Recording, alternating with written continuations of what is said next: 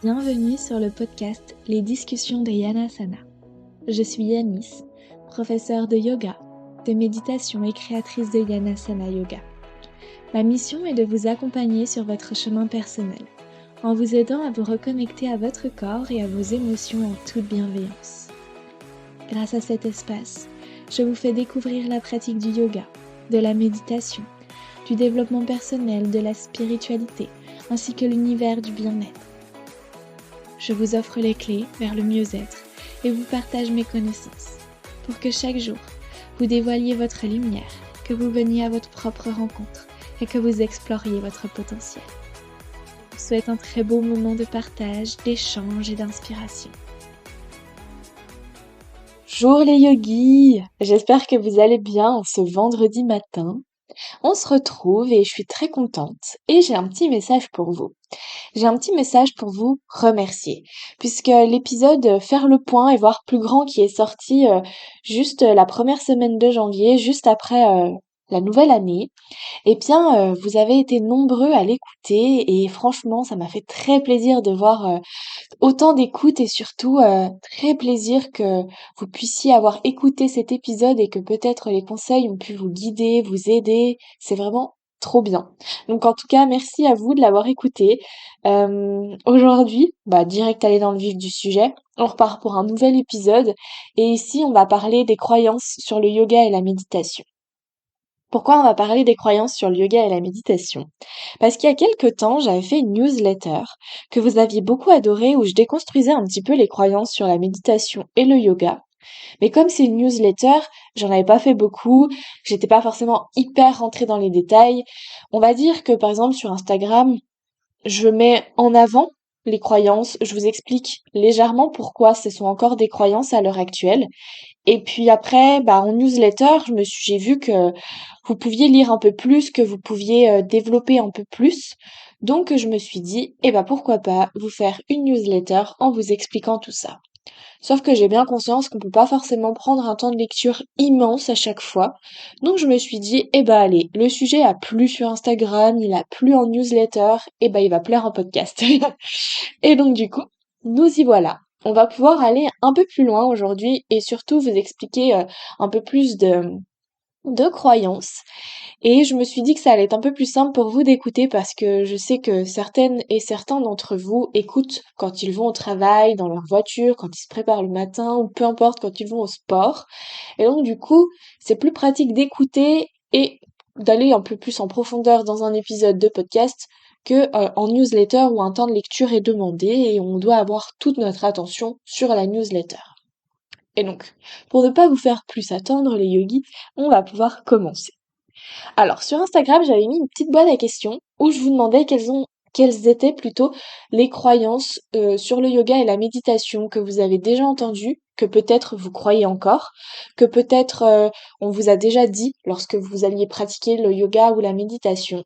J'en ai noté 8 et aujourd'hui, je vais être avec vous pour les déconstruire, pour pallier un peu les idées faites que l'on a sur le yoga et la méditation et pour remettre un peu tout ça à l'ère moderne, quoi, parce que pour le moment, on est encore bien figé dans les anciennes traditions, et malheureusement, ou heureusement, tiens donc, le yoga, évolue au rythme de nos sociétés, ce qui n'est pas un mal, au contraire, la modernité parfois peut être plutôt très bien accueillie. Et donc aujourd'hui, on va aller déconstruire tout ça. Et j'arrête de dire ça, et on y va. Alors, pour la première question, enfin première réponse que j'avais écrite, c'était méditer, c'est rester immobile. Alors, c'est oui et c'est non celle-ci. Pourquoi? Rester immobile, c'est très bien. Lorsqu'on médite, on peut passer 1, 2, 5, 10, 20 minutes en restant immobile et en se concentrant pleinement sur notre relaxation ou notre méditation. Ce qui va nous permettre de nous faire relâcher pleinement notre corps, de décrisper les muscles, de partir dans un état de conscience un peu plus profond que d'habitude. Mais ce n'est pas obligatoire. La méditation peut se faire sous plein de formes. Il existe des méditations en mouvement, c'est-à-dire que par exemple, on peut très bien aller marcher dans la forêt, en nature, peu importe où on va marcher, et se concentrer sur ce que l'on voit, sur ce que l'on entend, sur ce que l'on ressent, sur ce que l'on sent même. Et le fait de se concentrer sur tout ça et d'essayer de pallier à toute l'agitation du mental en se concentrant sur le moment présent est aussi une forme de méditation. Donc on n'est pas forcément obligé de rester immobile. Il y a même d'autres méditations, d'autres formes, comme par exemple la danse. Parfois, lorsque on danse, alors il n'y a pas besoin d'avoir un bac+3 en danse pour danser. Vous pouvez vous mettre dans votre salon, dans votre chambre, peu importe, allumer la musique et juste danser. Et vous ne pensez à rien. Vous laissez aller le mouvement, vous vous dites pas, ah, on me regarde, faut que je danse bien, faut que je danse comme ci, comme ça. Non. Vous laissez faire votre esprit et vraiment, vous allez vous rendre compte que là aussi, vous allez pouvoir rentrer dans un flow, dans le flow, c'est-à-dire en méditation en mouvement. Vos pensées, doucement, vont se mettre au second plan.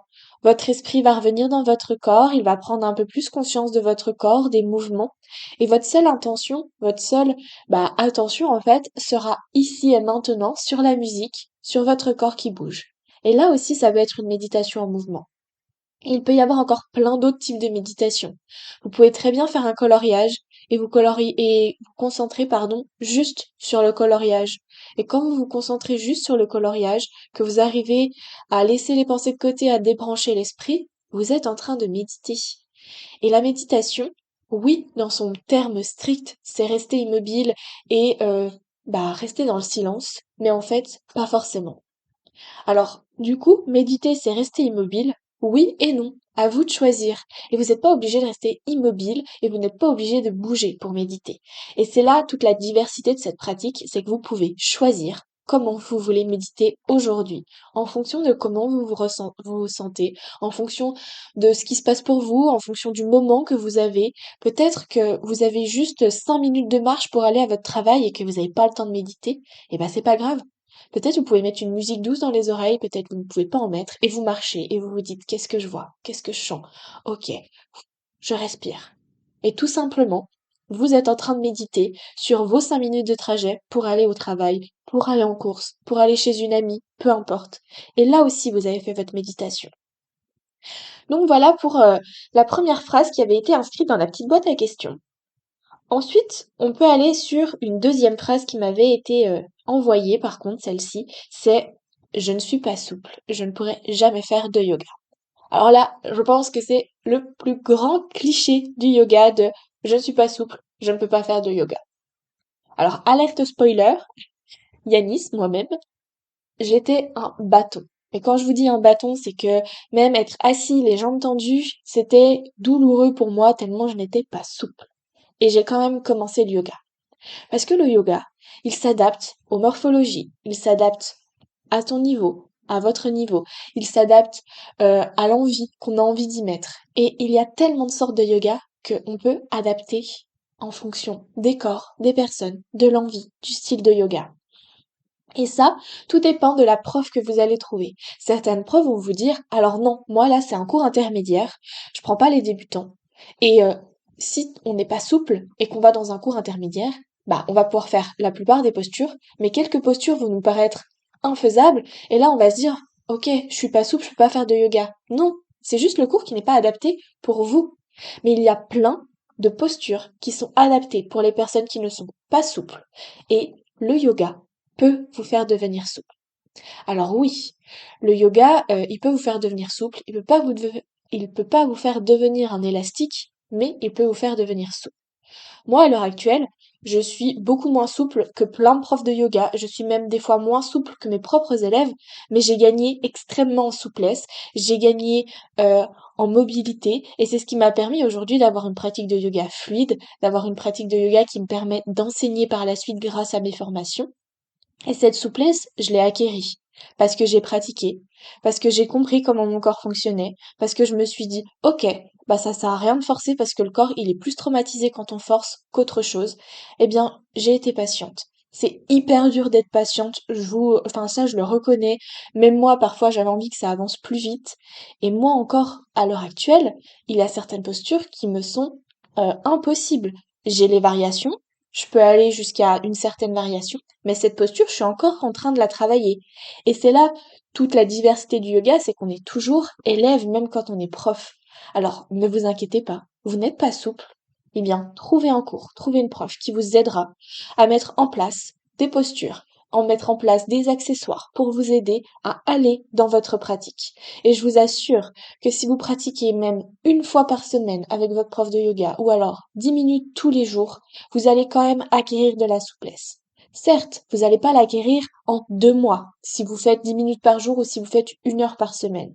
Mais en tout cas, je peux vous le dire et vous le certifier que mes clientes qui font du yoga avec moi depuis plus d'1 an ont maintenant remarqué leur progrès en souplesse et en force. Et elles me disent à chaque séance, regarde Yanis, je peux toucher mes pieds maintenant. Et ça, sans douleur, sans blessure, parce qu'elles ont été patientes, parce que je leur ai appris à faire des variations de posture avant d'aller dans la posture finale, parce qu'on a respiré ensemble, parce qu'on a pris connaissance de notre corps. Et tout ça dans le yoga, c'est ce qui nous apporte et c'est ce qui nous amène à la souplesse. Alors ne vous dites pas, je ne suis pas souple et je ne peux pas commencer le yoga. C'est faux. Vraiment, c'est extrêmement faux. Le but, quand on n'est pas souple, c'est de se renseigner auprès de la prof et de lui dire voilà, je suis vraiment pas souple, va falloir m'aider à adapter le cours, elle est là pour ça, la prof. Et là, vous allez voir, vous allez aimer le yoga. En tout cas, si vous avez envie de faire du yoga et que vous appréciez déjà quelques postures, vous allez adorer faire le yoga. Un yoga à votre niveau qui vous fait progresser de jour en jour. Alors non, il ne faut pas être souple pour commencer le yoga. Passons ensuite à une autre question ou à une autre phrase plutôt qui a été déposée dans ma boîte à questions. Méditer, c'est obligatoirement pendant des heures et j'ai pas le temps. Alors là, non, c'est faux. La méditation, ce n'est pas forcément pendant des heures, loin de là. Alors oui, peut-être les sages ancestraux, peut-être les moines tibétains et tout autre grand gourou méditent pendant des heures, mais parce que déjà ils ont été expérimentés, parce qu'ils ont eu le temps d'apprendre, de comprendre, d'essayer des techniques, parce que eux, ils ont consacré leur vie à la méditation, au yoga, au bien-être, au silence. Ils ont essayé de comprendre et vraiment, c'est toute leur vie, c'est un projet de vie qu'ils ont construit autour de la méditation. Alors oui, ils peuvent méditer pendant des heures. Et oui, vous les voyez assis en train de méditer. Mais qui vous dit que dans leur esprit, ça fuse pas? Que des fois, c'est pas la foire et que des fois, c'est pas la fête et que des fois, c'est pas là, oh là là, faut que je fasse ça, faut que je fasse ci, j'arrive pas à méditer, c'est trop dur. Eh ben, peut-être que si. Et moi, ce que j'ai à vous dire aujourd'hui, c'est que de la méditation, que ce soit 1 minute ou 1 heure, que ce soit 20 minutes ou 1h30, c'est la même chose. Ici, le but, dans la méditation, ça va être de vous concentrer sur votre corps et le moment présent, sur votre respiration. Ça va être de débrancher l'esprit, dans le sens où vous allez devoir mettre vos pensées au second plan pour mettre votre respiration, votre moment présent ou toute autre chose au premier plan. Ce qui va vous aider tranquillement à calmer votre esprit. Pas à arrêter de penser, à calmer votre esprit. Et une fois que votre esprit il sera calme, que ce soit en 1 minute ou en 20 minutes, vous méditez. Et cette méditation, il vaut mieux la faire comme nous on a envie de la faire. C'est-à-dire que si nous on médite mieux 5 minutes, et ben autant méditer 5 minutes qu'essayer de faire 20 minutes et de là se dire ok, bah alors là j'ai pas réussi, j'ai parlé tout le long, c'était chiant, c'était long, j'en pouvais plus. Et ben non, ça c'est pas le but de la méditation. Vous pouvez tester d'aller un peu plus loin à chaque fois. Mais si vous savez que vous arrivez bien à méditer pendant 5 minutes, vous méditez pendant 5 minutes. Puis la fois d'après, vous méditez pendant 7 minutes. Puis après, si un jour vous vous sentez extrêmement bien, prête à méditer pour 20 minutes, eh ben vous mettez 20 minutes. Et si ça va pas, c'est OK. Le but, c'est de méditer le temps dont on a besoin aujourd'hui. Et c'est pas forcément notre esprit qui dit combien de temps on a besoin. Parce que peut-être on va se mettre dans une méditation, on va avoir l'impression qu'on a le temps de méditer, enfin qu'on peut méditer 30 minutes. Au bout de 5 minutes, on aura déjà médité et on se sera dit c'est beaucoup trop long, on va persister et là ce sera la folie. Donc là on pourra s'arrêter et parfois on va se mettre pour 5 minutes et en fait on va pouvoir rester 20 minutes comme ça, on va s'impressionner, on n'aura pas vu le temps passer et c'est ok. Toutes ces phases sont ok. Alors ne vous prenez pas la tête pour savoir combien de temps vous allez méditer. Si vous prenez une méditation guidée, vous regardez le titre, le thème, ça vous plaît. Vous avez un peu de temps devant vous, et bah laissez-vous aller sans regarder les minutes. C'est sûr que là, si vous prenez 1 heure, peut-être que ça va être un peu plus compliqué de méditer. Mais avec le temps, je vous assure que vous allez pouvoir méditer de plus en plus. Et moi, je vous le dis, J'aime bien méditer, je pratique la méditation régulièrement et c'est pas pour autant que j'arrive à méditer pendant 1 heure. Il y a des jours, j'arrive à faire un yoga nidra, souvenez-vous, c'est un yoga où on médite pendant plusieurs minutes, de 30 à 1 heure. J'arrive à méditer pendant 30 minutes et il y a des jours, même 2 minutes, me poser, respirer, c'est difficile et je m'arrête au bout de 5 minutes, même des fois au bout d'1 minute. Et c'est ok. Il y a des jours j'y arrive, il y a des jours j'y arrive pas. Alors oui, quand on n'y arrive pas, on peut persister un petit peu pour essayer de se calmer, pour prendre le temps de relâcher, c'est ok. Mais dans ces cas-là, ne partez pas sur une méditation de 30 minutes. Partez sur une méditation de 5 minutes et pendant 5 minutes, eh ben vous développez votre discipline, votre rigueur et vous êtes là. Ok, c'est 5 minutes, je médite. Et clairement, vous vous concentrez s'il faut que sur votre respiration, mais vous méditez pendant 5 minutes. Et en fait, ici, le but, ça va pas être de méditer le plus longtemps possible, mais ça va être que tous les temps de méditation qu'on va faire dans notre vie, dans notre journée, dans notre semaine, soient des temps méditatifs qui nous apportent quelque chose. Que ce soit pas des temps où on se dit c'est chiant, c'est long, je parle, je sais pas quoi faire, il faut que je fasse ma liste de courses. Ça, c'est pas le but. Donc si pour vous c'est 1 minute tous les jours, si pour vous c'est 5 minutes toutes les 3 semaines, et ben c'est ça votre rythme de méditation et c'est ok. Vraiment, n'essayez pas de vous mettre des contraintes. C'est pas bon pour la méditation et vous n'allez pas réussir à méditer. Vous pouvez très bien par contre vous mettre une discipline et vous dire je médite 1 fois par semaine 5 minutes. Et après, si ça marche bien, ok, et ben je médite 2 fois par semaine 5 minutes. Ou alors je médite 1 fois par semaine 10 minutes. Mais il faut y aller vraiment progressivement, c'est comme tout, hein. Si vous y allez directement d'un coup, allez hop, je médite 1 heure et vous avez jamais fait de méditation, là ça risque d'être compliqué. En tout cas, moi je suis sûre que tout le monde peut méditer. À vous de trouver votre rythme, écoutez-vous, de trouver ce qui vous plaît, de trouver ce qui vous convient, et je suis sûre que vous allez réussir à méditer, et sans méditer pendant des heures. Alors là, j'en ai eu deux qui se sont ressemblés. C'était, alors, méditer, c'est en lotus. Donc la posture du lotus, vous savez, les deux jambes croisées avec les pieds qui se dirigent vers le bassin. Et puis l'autre, c'était le yoga, c'est rester en tailleur pendant 1 heure en disant Om. Alors, oui et non. Dans les anciennes traditions, les moines, les sages, les gourous, oui, ils méditent en lotus et pendant des heures. Certains profs de yoga, oui, ils méditent en lotus pendant des heures. Certaines élèves, oui, elles méditent pendant des heures en lotus. Mais c'est parce que c'est ce qui leur convient et c'est ce qu'elles ont envie de faire. Puis pour le yoga, c'est pareil. Il existe tellement de sortes de yoga que oui, il y a des yogas où on reste immobile. Le yoga nidra, souvenez-vous, le yoga du sommeil où on médite. Le yin yoga où on reste de 3 à 10 minutes dans une posture. Mais ça, c'est parce que les personnes ont choisi de faire ce type de yoga-là. C'est parce qu'elles avaient envie de lenteur, elles avaient envie de retour à soi, elles avaient envie de prendre du temps, d'aller vraiment dans une lenteur qui leur est propre. Et non, le yoga n'est pas que ça. Alors oui, on peut méditer en tailleur, en lotus, mais on peut aussi méditer allongé, on peut méditer en marchant, souvenez-vous, en dansant. Et le yoga, il y en a tellement des styles. Souvenez-vous de mon premier épisode de podcast. Je vous remettrai le lien dans la description, où je vous expliquais, pardon, toutes, en tout cas, certaines pratiques de yoga, tous les styles de yoga. Il y en a énormément. Je crois que je vous en avais parlé de 9. Et dans les 9, il y en avait des complètement différents. On peut avoir le yin yoga où on reste 5 minutes dans une posture, et le warrior yoga, comme le yoga que moi j'enseigne, où c'est un yoga dynamique, cardio, challengeant. Et là, non, on reste pas en tailleur et croyez-moi que vous n'allez pas vous ennuyer si vous venez à un cours de warrior yoga. Et si vous allez en cours de yin, vous n'êtes pas forcément obligé de vous ennuyer non plus. J'ai déjà fait des cours de yin. Le yin, c'est pas pour moi. Je n'aime pas. Parce que c'est compliqué pour moi de rester des heures dans une posture. Mais c'est un travail. Moi, j'ai envie de bosser sur le yin yoga en me disant, je peux rester dans le yin yoga, je peux rester 5 minutes dans la posture, mon esprit va se débrancher. Je travaille, mais je fais pas 1 heure de yin yoga d'un coup. J'essaye petit à petit de l'apporter dans ma pratique de yoga. Et là, c'est pareil. Le yoga, c'est pas rester en tailleur pendant des heures. La méditation, c'est pas rester en lotus pendant des heures. Là, je pense que par rapport à tout ce que je vous ai dit avant, il n'y a pas besoin d'aller un peu plus loin parce que tout se rejoint finalement. Le yoga, il y a plein de styles. La méditation, il y a plein de façons de la faire. Le yoga, on peut aller vite, on peut aller doucement, on peut aller cardio, on peut tout faire, vraiment. À vous de trouver votre style, à vous de trouver votre façon de méditer. Et voilà, non, ce n'est pas rester pendant des heures immobile. Et sur la dernière phrase, enfin, il y avait un mot, c'est rester immobile pendant des heures en disant Om. Alors le Om. Le Om, c'est un mantra.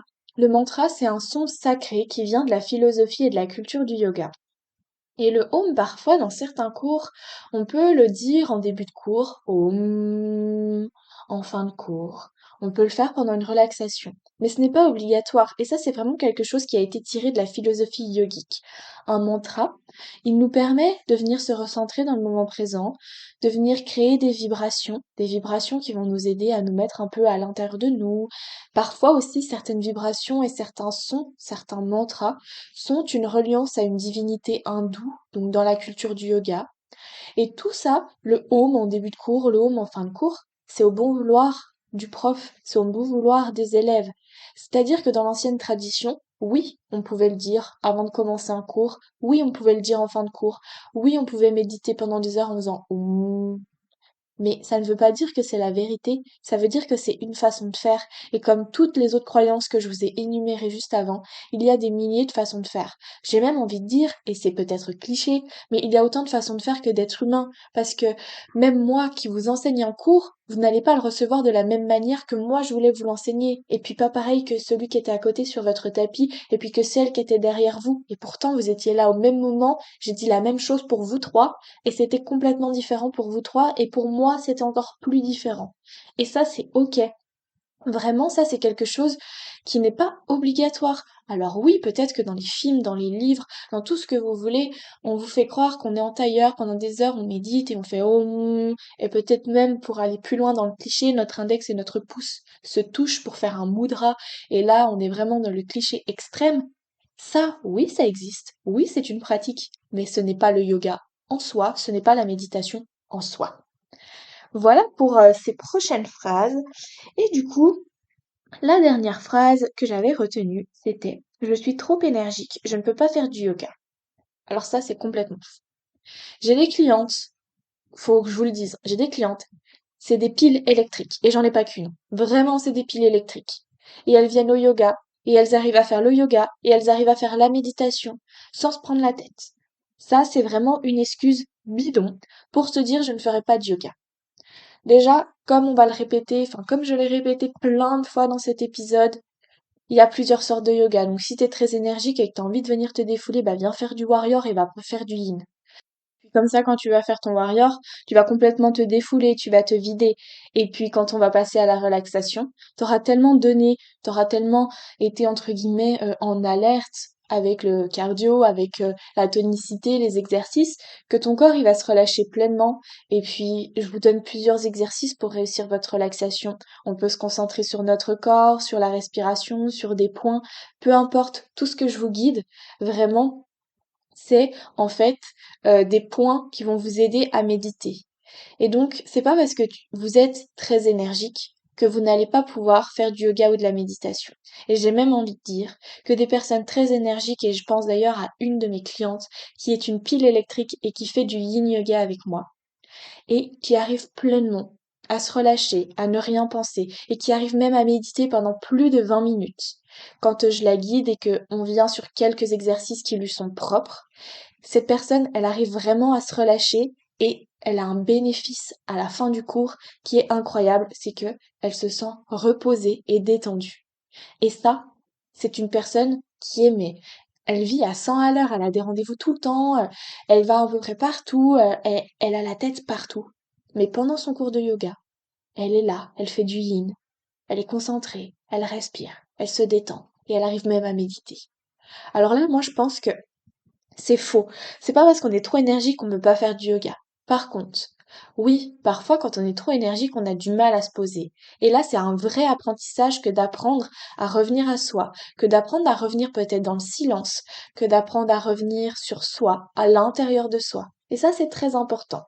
Et c'est tout ce processus-là qui va en fait devoir être mis en place durant les cours de yoga pour pouvoir réussir à faire du yoga un peu plus sereinement à chaque fois. Ça, c'est bien de le voir, par exemple, dans un cours privé. Si vous n'avez pas la possibilité d'aller dans un cours privé, ce que je peux totalement comprendre. Quand vous arrivez à un cours de yoga, si vous avez envie d'essayer, n'hésitez pas à le dire à la prof. Même s'il y a 10 élèves, 20 élèves, allez la voir. Elle va retenir dans sa tête qu'il y a quelqu'un dans la pièce qui a du mal à se concentrer ou tout du moins qui a du mal à ralentir. Et peut-être qu'elle va donner un exercice qu'elle n'a pas l'habitude de donner parce que d'habitude elle a ses élèves qui sont plutôt bien ancrée dans le processus de revenir à soi. Et puis là, elle va se dire, ah oui, c'est vrai. Et elle va donner un exercice. Et cet exercice, c'est celui qui va vous convenir. Donc peut-être qu'elle n'aura pas pris le temps de venir vers vous parce qu'il y a tant d'élèves, mais elle aura dit cette petite chose qui va vous aider petit à petit, ou tout du moins à débrancher 5 minutes pendant le cours de yoga. Puis la fois d'après, ce sera 6. Puis après, vous arriverez à vous adapter. Puis après, vous arriverez à faire ci, à faire ça. Et en fait, après, votre énergie, vous saurez entre guillemets comment l'utiliser, comment la calmer et comment revenir à vous. Et parfois, ça peut être un peu dur à accepter, mais quand on est trop énergique, oui, il y a des personnalités qui sont comme ça, mais il y a aussi des personnalités qui restent dans l'énergie parce qu'ils n'ont pas trop envie de revenir dans la lenteur, parce que pour eux c'est perdre du temps, ils n'ont pas trop envie de venir dans le silence parce que pour eux c'est écouter un peu les bruits du mental. Et tout ça c'est dur à accepter. C'est dur de voir que notre esprit pense qu'il y a des choses qui reviennent. C'est dur de se dire, ah mais là, je perds du temps. Là, si je ne bouge pas, je perds du temps. Et ça c'est tout un apprentissage qui va aussi avec le yoga et la méditation. C'est que non, on ne perd pas de temps. On prend du temps pour soi, c'est important. Si on recharge pas les batteries, on va pas tenir, hein. Votre téléphone, quand il a plus de batterie, vous le branchez à une prise et puis il se recharge. Puis sans ça, vous pouvez pas repartir, hein. Le téléphone, il est éteint, il ne marche plus. Vous, c'est exactement pareil.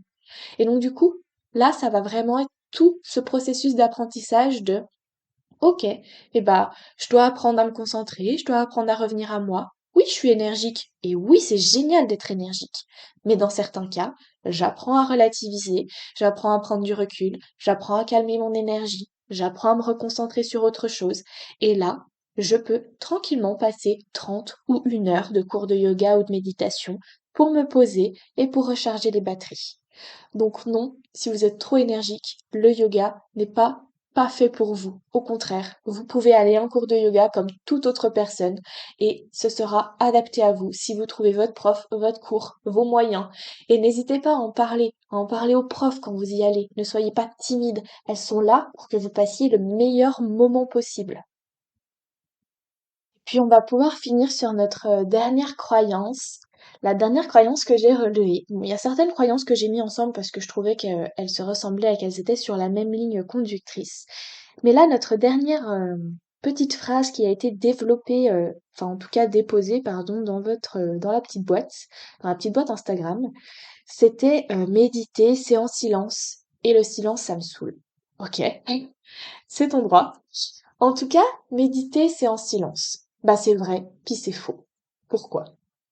Parce que méditer en silence, c'est une façon de méditer. Méditer en musique avec une relaxation guidée. C'est aussi méditer d'une autre façon. Alors, méditer en silence. Moi, je pense qu'il faut avoir une certaine expérience quand même dans la méditation pour réussir à se poser en silence, réussir à méditer seul, réussir à ne pas que les pensées prennent le dessus et à vraiment méditer en silence. Là, c'est vraiment pour moi de l'expérience pure. C'est quelqu'un qui sait comment il fonctionne, c'est quelqu'un qui sait comment il fait pour méditer, c'est quelqu'un qui a médité pendant tant de temps, en tout cas qui a su apprendre à méditer, qui a su revenir à soi, qui a su comprendre. Et je vous avoue que je peux méditer en silence 1 minute, hein. Après, ce n'est plus possible. Et pourtant, je m'entraîne, j'ai essayé de le faire. Et encore, il y a des jours, c'est même impossible pour moi. Alors oui, le silence, c'est bénéfique pour nous. Oui, c'est important de rester dans le silence, mais de là à savoir méditer dans le silence, il faut une sacrée maîtrise de soi et une sacrée expérience. Certaines personnes peuvent l'avoir directement, être très agréables dans un silence et savoir méditer en silence. Et c'est génial pour eux. Mais pour toute autre personne et la plupart de la population, c'est très difficile de rester dans le silence et de méditer encore plus dans le silence. Alors c'est pour ça qu'il existe aussi des méditations guidées. Des méditations guidées qui d'abord vont vous apprendre à méditer correctement. Je sais que quand on médite pas bien ou pas mal, on médite tout simplement. Mais ce que je veux dire dans correctement, c'est-à-dire plutôt quelqu'un qui va vous enseigner et vous transmettre les points clés et importants pour vous permettre d'aller méditer et vous permettre de comprendre et surtout de rendre la méditation accessible pour vous. Et ça, une méditation guidée, Même les grands sages et même les grands profs de yoga méditent parfois avec des méditations guidées et c'est totalement ok. Et encore plus, les méditations guidées, ce qui peut être bien, c'est que vous pouvez aller choisir votre thème, vous pouvez aller choisir votre temps, vous pouvez aller choisir ce que vous avez envie de travailler. Et c'est d'autant plus bien, plus profond, d'aller chercher peut-être un thème, peut-être une musique, peut-être une ambiance pour vous aider à vous relâcher. C'est pas forcément facile de revenir à soi et de méditer. Alors sans voix, sans musique, sans guidance, ça peut être très compliqué.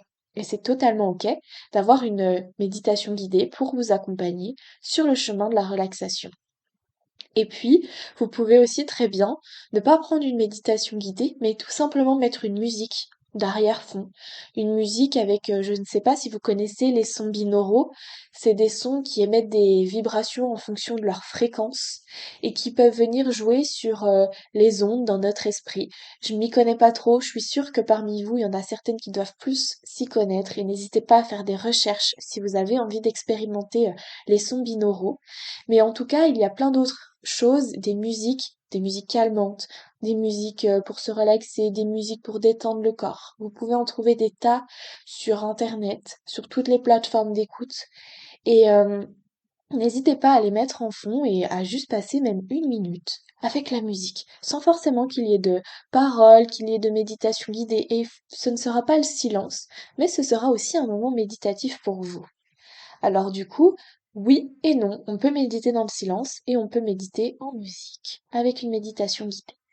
Et là, c'est vraiment tout le résumé, on va dire, de cet épisode qui va durer en quelques secondes, c'est que pour chaque chose, il y a chaque pratique. Pour chaque être humain, il y a sa façon de faire. En fait, tout ce que je vous ai résumé un petit peu dans cet épisode, c'est finalement que il y a plein de façons de faire. Oui, il y a les traditions. Oui, il y a les façons de faire qui sont dans la culture du yoga, dans les traditions. Mais il y a aussi la modernité qui vient à nous. Il y a aussi que nous sommes des êtres humains et qu'on évolue et que autour de nous la société évolue et que on a des comportements aussi différents que les anciens sages dans le temps, qu'il y a d'autres facteurs qui viennent dans notre vie et que tout n'est pas similaire. Donc on a dû aussi trouver d'autres solutions.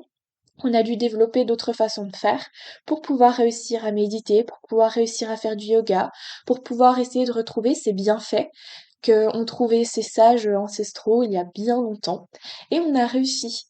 Et là, c'est génial parce que maintenant, le yoga, la méditation, peut vraiment s'adapter à chaque personne qui a envie de faire de yoga ou de la méditation en fonction de ce qu'il a besoin et en fonction de ce qui est le mieux pour lui. Et voilà les yogis, j'arrête mon grand monologue. Je crois que j'ai bien parlé, j'ai peut-être parfois un peu parlé vite parce que c'est vraiment un sujet où là j'avais vraiment pas besoin de préparer ou quoi que ce soit. C'était vraiment quelque chose que je vous ai fait plutôt spontanément en récupérant vos petites notes dans la boîte. Mais en tout cas, je suis très contente que vous soyez restés jusqu'ici. Je suis très contente que vous ayez pu, pardon, je vais y arriver, à écouter toutes ces petites déconstructions. Et surtout, j'aimerais bien vous entendre et j'aimerais bien vous lire vos commentaires. Qu'est-ce que vous avez pensé de cet épisode? Est-ce qu'il y a encore des croyances pour vous qui restent encore un peu floues? Est-ce qu'il y a encore des choses sur le yoga et la méditation que vous pensez encore? Est-ce que vous avez découvert des choses? Est-ce que vous êtes d'accord avec moi? En tout cas, j'aimerais bien échanger, donc n'hésitez pas.